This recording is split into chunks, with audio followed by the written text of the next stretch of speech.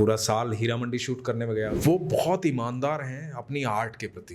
कहानी क्योंकि आज़ादी से पहले की है। हम सब संजय लीला भंसाली जी के हीरे हैं। मुझे एक अच्छा किरदार चाहिए, मतलब मुझे परफॉर्मेंस पसंद है, जिसके लिए एक्चुअली मुंबई आया मैं। उस किरदार के पीछे वो टीवी से आया है, सिनेमा से आया है, थिएटर से आया है। ये कोई कहानी होती नहीं है, मन की भ्रांति है। मैं जब भी इरफान भाई को देखता हूँ ना, आज भी मतलब मैं उनकी सिनेमा देखता हूँ, जो मैं देख चुका तो भी देखता हूँ मैं, तो मुझे लगता है कि यार वो मैजिक था। आने वाले 50 साल बाद भी कोई हीरा मंडी जैसी सीरीज नहीं बना पाएगा। नमस्कार, मैं हूं अनुज शर्मा और आप मुझे देख रहे हैं फर्स्ट इंडिया पर। हेलो, आप देख रहे हैं फर्स्ट इंडिया और आज हमारे साथ है बहुत ही खास मेहमान और संजय लीला भंसाली के एक रत्न के तौर पर जो उनके हर फिल्मों में नज़र आते हैं। तो आपको बता दें, अनुज शर्मा हमारे साथ हैं जो हीरा मंडी में नज़र आएंगे। इसके पहले पद्मावत और गंगूबाई में नज़र आ चुके हैं। तो सबसे पहले welcome on first India. Thank you so much Rajni. Sanjay Leela Bhansali की तीसरी फिल्म में आप नज़र आ रहे हैं जी। कैसा एक्सपीरियंस रहा उनके साथ? मैं तो ये एक्सपीरियंस मतलब मेरी ज़िंदगी में बहुत यादगार है, हमेशा रहेगा। और हर व्यक्ति का सपना होता है उनको देखना, उनसे मिलना, उनके साथ काम करना। और मैं खुली आंखों से देख रहा हूँ ये सपना। मतलब मैं उनके साथ रहा हूँ, लंबा समय बिताया है। पूरा साल हीरा मंडी शूट करने में गया, उससे पहले गंगूबाई, पद्मावत। तो मेरे लिए तो बहुत खुशी की क्षण है ये एक्चुअली। एक पसंदीदा एक्टर बन चुके हैं संजय लीला भंसाली के, आप ऐसा मानते होंगे क्योंकि बैक टू बैक उनकी फिल्मों में आपको कास्ट किया जा रहा है। तो कैसी बॉन्डिंग है संजय लीला भंसाली के साथ आपकी? देखिए, मैं उन्हें बहुत प्यार करता हूँ और क्योंकि एज एन एक्टर हर अभिनेता का सपना है उनके साथ काम करना। और वो बहुत ईमानदार हैं अपनी आर्ट के प्रति। तो उस आर्ट के अंदर सब कुछ आ जाता है। उनके सेट, उनका संगीत, उनकी डायरेक्शन, उनका छायांकन, सब कुछ आ जाता है। उसी सारे हिस्से में, उसी सारे फ्रेम में एक एक्टर भी होता है। तो जिसे मोहब्बत करते हैं, और वो मोहब्बत बड़ी ईमानदारी वाली मोहब्बत है। वो आर्ट से मोहब्बत है, वो किसी इंसान से मोहब्बत नहीं है। तो वो उसके भीतर की आर्ट से प्यार करते हैं। तो इसीलिए शायद पद्मावत, गंगूबाई और फिर ये हीरा मंडी, तो ये उनकी मोहब्बत है एक्चुअली। हीरा मंडी में किस तरह का कैरेक्टर है आपका? थोड़ा सा ब्रीफ में अपने फैंस के साथ शेयर करिए आप। देखिए, हीरा मंडी 3 मुख्य मुद्दे हैं। पहले तो हीरा मंडी के नाम से ही आप सबको पता होगा। तो हीरा मंडी में एक जगह प्रेम है, एक जगह बदला है और एक जगह है आज़ादी। कहानी क्योंकि आज़ादी से पहले की है, तो आज़ादी को मैं लीड कर रहा हूँ। अच्छा। हामिद मेरे किरदार का नाम है। तो उस समय क्या होता था कि हमने बहुत सारी बातें सुनी है, लेकिन बहुत सारे ऐसे लोग हुए हैं जिन्होंने देश के लिए बहुत कुछ किया है, लेकिन उनकी कहानी कभी सामने आई नहीं। तो उस समय वहाँ हीरा मंडी की जो तवायफे थी, उनका कितना बड़ा योगदान आज़ादी में रहा है। तो ये आपको देखने को मिलेगा उसमें। और उस आज़ादी की जो जंग है, वो जो आग है, उसकी पहली मशाल मेरे हाथ में है। तो बहुत महत्वपूर्ण किरदार है हामिद जो है। जब आप हामिद को सुनेंगे या हामिद को देखेंगे तो आपको महसूस होगा कि वो कितना बड़ा किरदार है और सर ने बनाया उससे बड़ा। संजय सर ने जब मुझे पहली लाइन बोली थी तो ये बोली थी कि हामिद जो किरदार आप कर रहे हैं वो शेर है। वो जब बोलता है तो सब सुनने के लिए मजबूर हो जाते हैं। तो सबको इकट्ठा करता है वो देश की आज़ादी के लिए। और ये है किरदार, आपको देखने को मिलेगा। वो आप भावुक भी होंगे उसे देख करके, आपको अच्छा भी लगेगा उसे देख करके। तो ये है हामिद। तो एज अनुज कितना कनेक्ट कर रहे हैं अपने किरदार को आप? क्योंकि जब तक हम उस किरदार को जीते नहीं हैं, उभर कर वो स्क्रीन पर आता नहीं है, तो कितना कनेक्ट कर पा रहे हैं आप हामिद को? देखिए जी, यदि अनुज जो आज अनुज है, अनुज भी यदि 1947 से पहले पैदा हुआ होता या हुआ होगा, तो इतनी गारंटी मैं दे सकता हूँ, जिस तरह का इंसान मैं हूँ, कि मेरा भी नाम कहीं आज़ादी के शहीदों में शुमार होता, तो मैं अपने देश को बहुत प्यार करता हूँ। तो हामिद उसी तरह का किरदार है जो अपने देश को बहुत प्यार करता है। तो एक किरदार मतलब मेरी रूह का किरदार है, तो मुझे करने में बड़ा आसान था और बहुत अच्छा लग रहा था। इस फिल्म में हीरा मंडी में बहुत सारी एक्ट्रेसेस हैं, बड़ी बड़ी। मनीषा कोइराला हैं, ऋचा चड्ढा हैं, सोनाक्षी सिन्हा है। तो किस तरह का एक्सपीरियंस रहा उन लोगों के साथ आपको काम करने में? सब बहुत ही मंझे हुए कलाकार हैं, सब बेहतरीन कलाकार हैं, सबके साथ बहुत आनंद आ रहा था। सबसे अच्छी बात ये थी कि मुझे ऐसा लगा नहीं कि मैं पहली बार सेट पे गया हूँ या पहली बार इस तरह का काम कर रहा हूँ। सब इतने मिलनसार हैं अपने कलीग के लिए, सब इतना सहयोग देते हैं एक दूसरे को। और फिर ओवरऑल इन सारी बातों से ऊपर एक बात है कि हम सब संजय लीला भंसाली जी के हीरे हैं, तो वो बिल्कुल बेशकीमती हीरे एक साथ हैं। तो सबको एक साथ मिलके रहना ही था, प्रेम से रहना ही था, तो सबके साथ बड़ा आनंद आया। तो एक लाइन जो आज हम सब पढ़ रहे हैं, सब जगह लिखी भी आ रही है, हीरा मंडी द डायमंड बाजार, तो आप देखोगे तो आपको लगेगा कि ये डायमंड बाजार ही है। तो आपने एकदम सही कहा। हाँ, संजय लीला भंसाली की जो फिल्में हैं और स्पेशली वो अपने सेट के लिए जाने जाते हैं। काफ़ी भव्य उनका सेट रहता है, हर चीज़ सेट पर इतने नायाब अच्छे तरीके से बनाया जाता है कि वो फिल्म तो कहानी के लिए बाद में, पहले उस सेट के लिए, स्क्रीन के लिए जाना जाता है। तो कैसा माहौल रहता है, किस तरह के सा सेट का इंतज़ाम होता है? आप तो एक्सपीरियंस कर चुके होंगे, सेट पर जाते हैं। देखिए किसी भी चीज़ के लिए जब एक आर्ट की हम बात करते हैं ना, उसकी सबसे पहले परफॉर्मेंस के लिए भी एज एन एक्टर मैं बताऊं, आपको माहौल की आवश्यकता होती है, एटमॉस्फेयर की आवश्यकता होती है। तो एक एक्टर तो सबसे लेट पहुंचता है सेट पे, उससे पहले तो निर्माण हो चुका होता है सारी चीज़ों का। तो आप ये देखिए कि संजय सर वो निर्माण पहले कर देते हैं। तो आप जब सेट पे जाते हैं तो आपको ऐसा लगता नहीं कि आप फिल्म सिटी गए हैं, ऐसा लगता नहीं आपको कि आप कहीं पे ऐसे ही मुंबई में खड़े हुए हैं और शूटिंग करने आए हैं। आपको लगता है कि जहाँ आप किरदार, जिस जगह आप किरदार कर रहे हैं वो जगह पे आप खड़े हैं। तो मुझे चाहे पद्मावत थी, चाहे गंगूबाई और चाहे हीरा मंडी, मुझे हर बार यही लगा कि मैं वहीं खड़ा हूँ जहाँ मैं होना चाहिए। तो आप सोचो, आपकी परफॉर्मेंस का काफ़ी बड़ा हिस्सा आपका माहौल क्रिएट करता है। और जब आप उस सेट पर जाते हो तो एक अलग दुनिया है, और उस दुनिया का नाम है वो संजय लीला भंसाली जी की दुनिया है। वो अलग दुनिया है, तो वो भव्य है, बहुत भव्य है। और ये सब आप देख ही रहे हैं, उनका सिनेमा देखते हुए आपको महसूस होता होगा कितना भव्य है। अपन हमारी कल्पना से बाहर है वो सारी चीज़ें, तो यही मैजिक है उनका। आप फिल्मों में डिफरेंट शेड्स में नज़र आ चुके हैं, टीवी इंडस्ट्री में भी आपने बहुत काम किया है। तो टीवी इंडस्ट्री से आपने क्यों ब्रेक ले लिया? मैंने ब्रेक नहीं लिया, ब्रेक मतलब पीछे 6 साल का ब्रेक था। ब्रेक इसलिए लिया क्योंकि मैं एक अच्छे किरदार की तलाश कर रहा हूँ, और मुझे एक अच्छा किरदार चाहिए। मतलब मुझे परफॉर्मेंस पसंद है, जिसके लिए एक्चुअली मुंबई आया मैं। तो खाली इसलिए मुंबई में कभी नहीं आया था, और कभी मतलब मैं नहीं चाहता कि बस लोग इसलिए देखें कि यहाँ एक एक्टर है और स्क्रीन पे दिखाई देता है। तो मुझे वो सब चाहिए नहीं, मुझे चाहिए कि मुझे देखें तो लोग याद रखें, और हर एक्टर का सपना वही होता है किरदार के लिए उसे हाँ। तो उस तरह का किरदार कभी मुझे अप्रोच नहीं हुआ, मिला नहीं। तो और जब मिला तो मैंने किया भी। तो जब भी ऐसा किरदार जो मिलेगा ना, जो मुझे यहाँ जाके लगेगा कि नहीं यार ये है अद्भुत, तो फिर माध्यम चाहे कोई भी हो, मुझे तो काम करना है, बेहतर काम करना है। लेकिन जब आप बॉलीवुड में आपने कदम रखा तो कितना डिफरेंट है टीवी इंडस्ट्री और बॉलीवुड? बहुत डिफरेंट है। देखिए टेलीविज़न ज़्यादा मुश्किल है, सिनेमा थोड़ा सा आसान है। एक एक्टर के संघर्ष के लिए मैं बता रहा हूँ, क्योंकि टेलीविज़न में क्या होता है कि कई जगह आपको प्रूव करना है।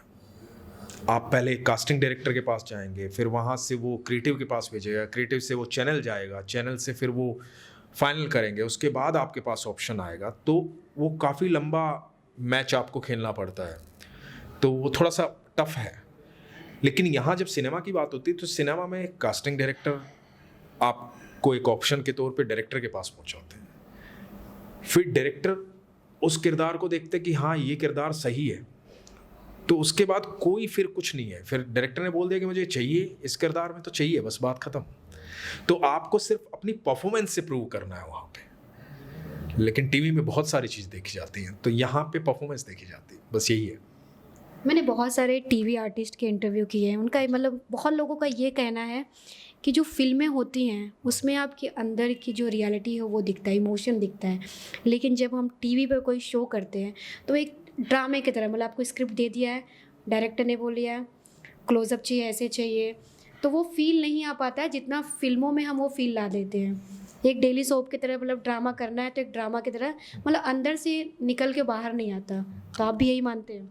नहीं, मैं ऐसा नहीं मानता। मुझे लगता है कि जितने भी एक्टर टीवी में काम करते हैं, आप देखिए कि उनके पास कितना कम समय होता है परफॉर्म करने के लिए, और चाहे वो डायरेक्टर भी हैं वहाँ के, चाहे वो टेलीविज़न के एक्टर भी हैं, चाहे और भी बहुत लोग हैं, तो वो लिमिटेड टाइम में बहुत क्रीम वर्क कर रहे होते हैं, तो बहुत मेहनत कर रहे होते हैं। जबकि सिनेमा के एक अभिनेता के पास सोचने के लिए, समझने के लिए, उस किरदार के लिए, करने के लिए, अपने निर्देशक से बात करने के लिए, और कहीं उलझ जाए तो उसको सुलझने के लिए बहुत समय होता है उसके पास। तो वहाँ पर टीवी वाला जो भी अभिनेता या निर्देशक जो भी होता है, वो सच में बहुत ज़्यादा मेहनत करते हैं, और उनकी मेहनत आप सोचो ना कि एक लिमिटेड टाइम में आपको एपिसोड रिलीज़ करना है, तो मुझे लगता है कि वो बहुत मेहनती लोग हैं और बहुत फास्ट लोग हैं वो, तो वो गलत नहीं है। दोनों ही माध्यम अपनी अपनी जगह हैं। अब यहाँ पर आपकी हर चीज़ बारीकी से देखी जाती है। उसका कारण क्या है कि देखिए, आप इतनी छोटी स्क्रीन पर टेलीविज़न देख रहे हैं, तो हर चीज़ उतनी पकड़ में नहीं आएगी।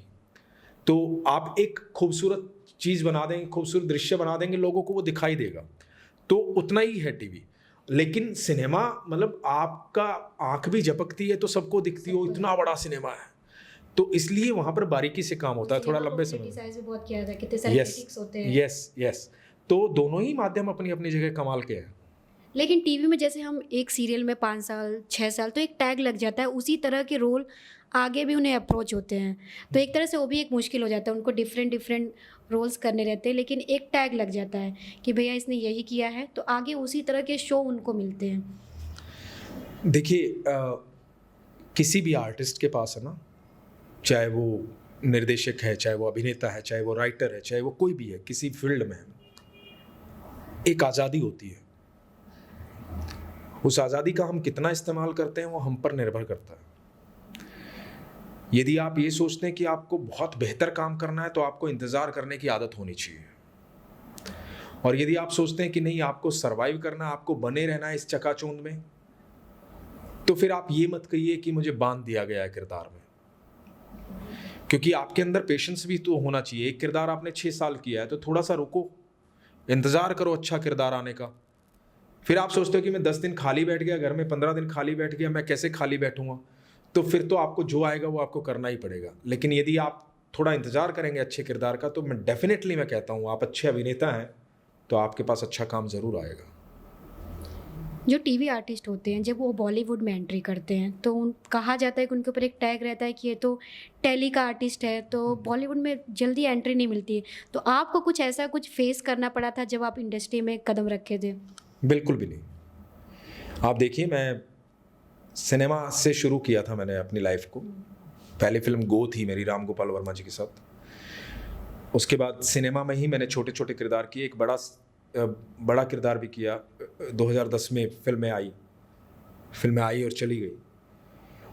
तो मुझे कभी ऐसा लगा नहीं कि, मुझे लगता है कि फिल्म का जो निर्देशक होता है ना, उसे अपना किरदार चाहिए होता है।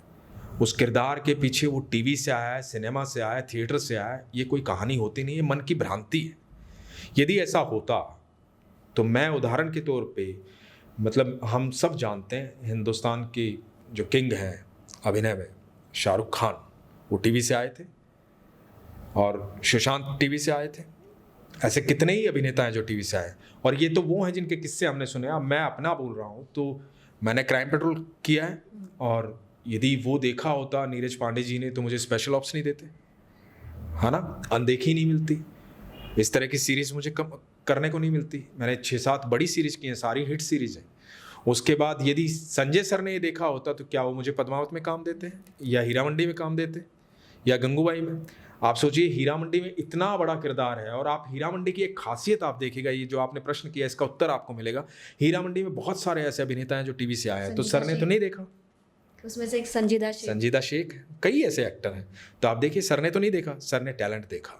तो ये भ्रांति है मन की, ये सोच के आप एक बहाना बनाते हो कि मैं वहाँ नहीं पहुँच पाया तो वहाँ के निर्देशकों ने नहीं लिया। अरे प्रयास करो, आओगा, आएगा समय।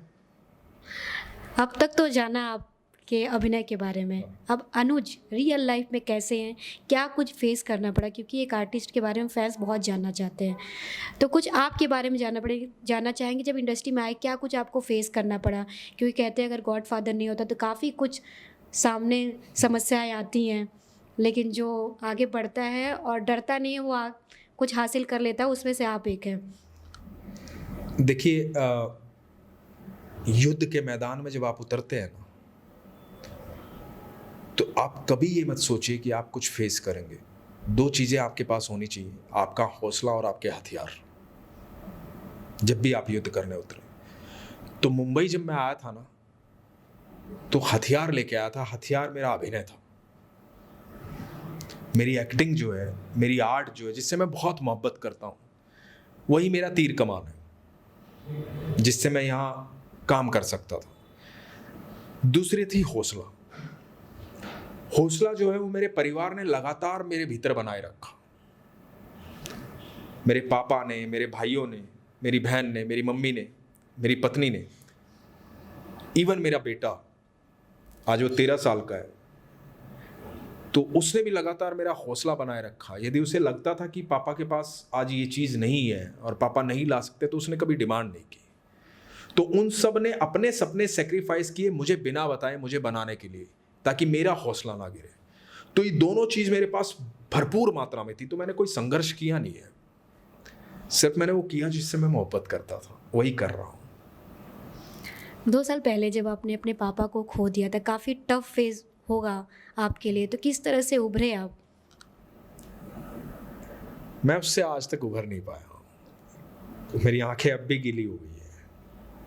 मेरे फादर जो हैं वो बहुत, क्योंकि एयरफोर्स में थे वो, और जब मैं मुंबई आया था, पहले दिन वापस जाने वाला था, तो उन्होंने मुझे कहा था कि फौजी का बेटा है, तू हारेगा नहीं। इसी वजह से मैं रुक भी गया था। वो मेरी हर छोटी छोटी चीज़ पर बड़े खुश होते थे। मेरा छोटा सा भी काम आता था तो उसको बड़ी बारीकी से देख करके, एक्चुअली मैं किसी से बड़ा ईमानदार रिव्यू कभी चाहता था, तो वो 2 ही लोग मेरी लाइफ में रिव्यू देने वाले, बाकी सब मुझसे मोहब्बत करते हैं तो उनको सब अच्छा लगता है, लेकिन 2 ऐसे लोग मेरी ज़िंदगी में हैं जो हमेशा मेरी खामी भी मुझे बताते हैं। उनमें से एक मेरे पापा थे, एक मेरी सासू माँ है। तो जब भी मेरा काम देखते हैं तो मुझे बताते हैं कि नहीं ये ठीक है। तो सडनली समय बीतता गया, यहाँ पे मैं निकल नहीं पा रहा था। इवन मैंने 6 महीने तक तो मैंने काम भी नहीं किया, बिल्कुल काम नहीं किया। मुझे काम के ऑफर आ रहे थे और मैं नहीं कर पा रहा था। मैं आपको बताऊंगा नहीं, एक बहुत बड़ी सीरीज में मुझे ब्रेक मिला था। मैं सेट पे गया और मैं वैनिटी में बैठा था, शूट होने में 2-3 घंटे बाकी थे और मेरी बॉडी शिवर कर रही थी। मुझे बार बार पापा की याद आ रही थी और मैं वापस लौट आया वहाँ से। मैंने वो छोड़ दी सीरीज, काम छोड़ के वापस आ गया था मैं, कि मैं अभिनय कर ही नहीं पाऊंगा। क्योंकि अभिनय मेरे लिए ऐसी चीज़ है, जब तक मेरा दिल प्रसन्न नहीं है ना, जब तक मैं आत्मा से नहीं कर पाऊंगा तो मैं नहीं करूँगा। चाहे आप कुछ भी मुझे दे दें, मैं नहीं करूँगा। तो मेरी आत्मा खुश होनी चाहिए, तो इसलिए मैंने छोड़ दिया था। तो उसका इफेक्ट इतना भारी था।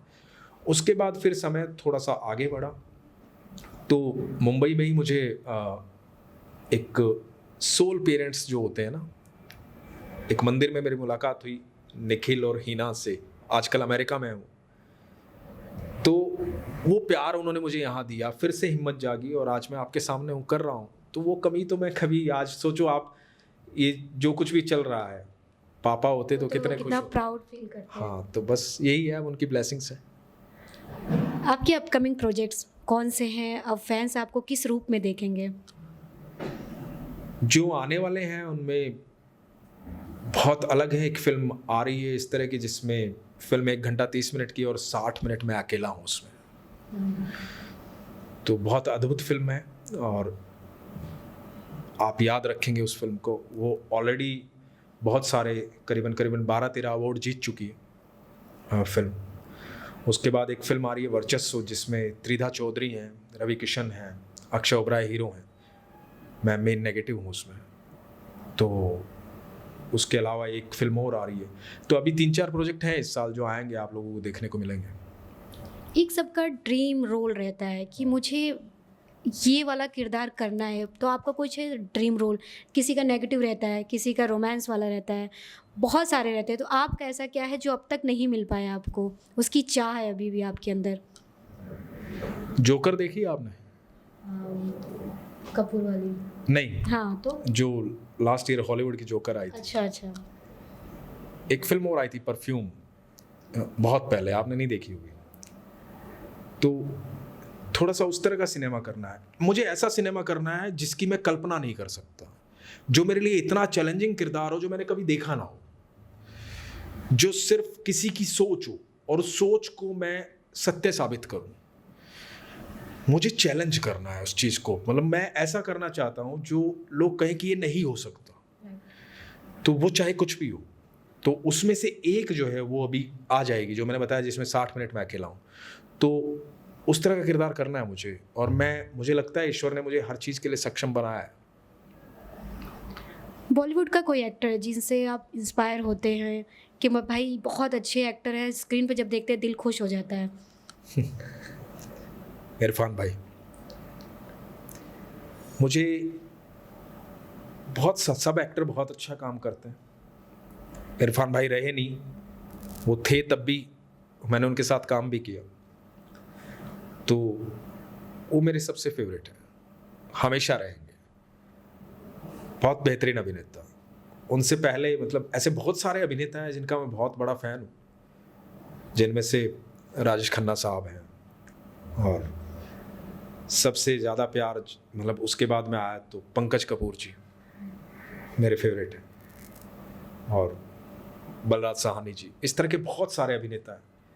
लेकिन एक होता है कि मैं जब भी इरफान भाई को देखता हूँ ना, आज भी मतलब मैं उनकी सिनेमा देखता हूँ, जो मैं देख चुका तो भी देखता हूँ मैं, तो मुझे लगता है कि यार वो मैजिक था धरती पे। बहुत रेयर होते हैं ऐसे लोग, क्योंकि वो, इसलिए मैं कह सकता हूँ कि वो जैसे आपको सरल सिनेमा में दिखते थे वैसे ही सरल वो ज़िंदगी में थे। तो मैं उनको दोनों एंगल से जानता हूँ, इसलिए मेरे वो फेवरेट हैं। बाकियों को मैं दोनों एंगल से नहीं जानता, उनको जानता हूँ कि वो इतने सरल थे, इसीलिए इतना सरल दिखते थे वो। तो हिंदुस्तान में तो वो हैं, और बाकी आप विश्व में पूछें तो अल पचिनो से बहुत प्यार है मुझे। लास्टली अपने फैंस को क्या मैसेज देना चाहते हैं, और क्यों उन्हें हीरा मंडी देखनी चाहिए?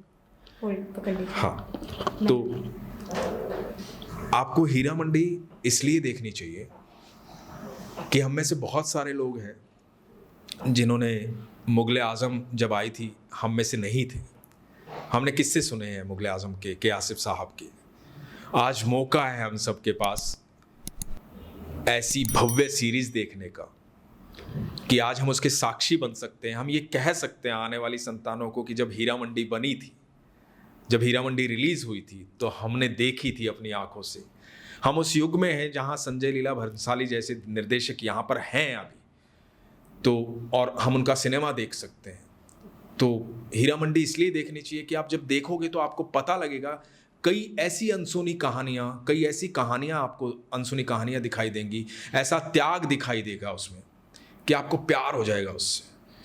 तो पहला कारण तो ये है, सबसे बड़ा कारण। दूसरा कारण मैं बताऊं कि ये मेरा मानना है कि आने वाले 50 साल बाद भी कोई हीरा मंडी जैसी सीरीज नहीं बना पाएगा, ये इतिहास रिपीट नहीं हो पाएगा, इसलिए देखनी चाहिए।